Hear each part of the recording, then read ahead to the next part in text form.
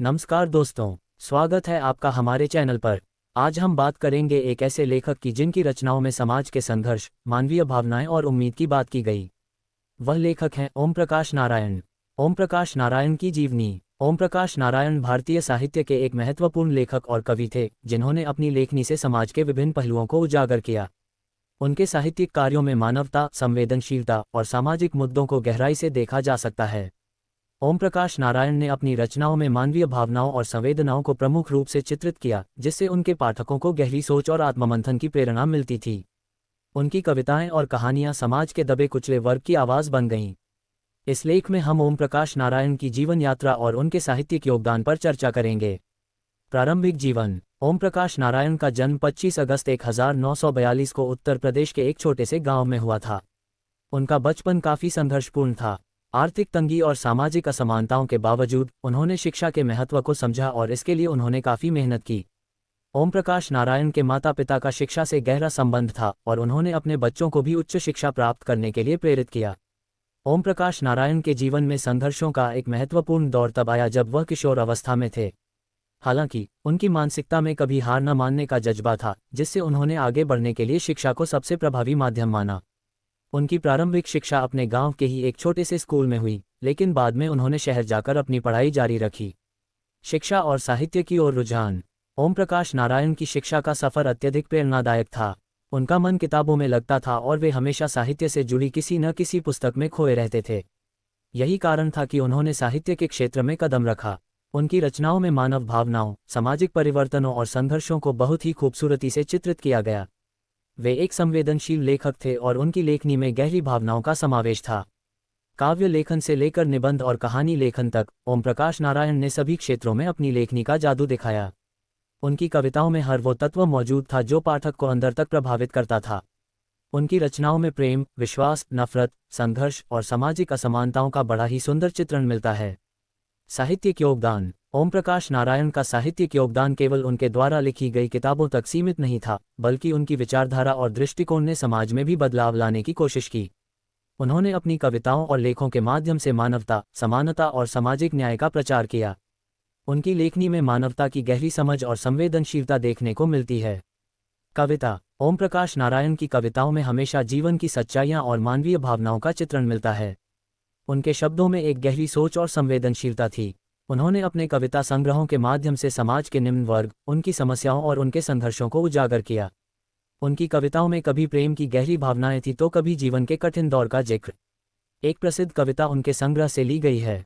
कभी तो समंदर में तैरने का मन होता है, कभी आकाश में उड़ने का मन होता है, कभी धरती पर बिछ जाने का मन होता है, कभी किसी से बस बात करने का मन होता है।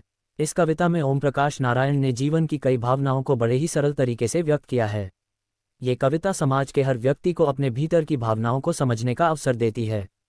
कहानी और निबंध। ओम प्रकाश नारायण की कहानियां हमेशा समाज के सच को उजागर करने का कार्य करती थीं।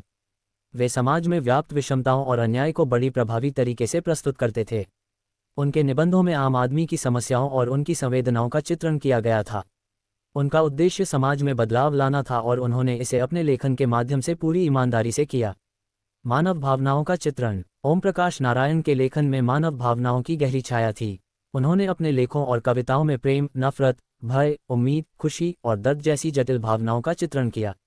उनका मानना था कि साहित्य में मनुष्य के संघर्षों और उसकी मानसिक स्थितियों का बारीकी से अध्ययन किया जाना चाहिए।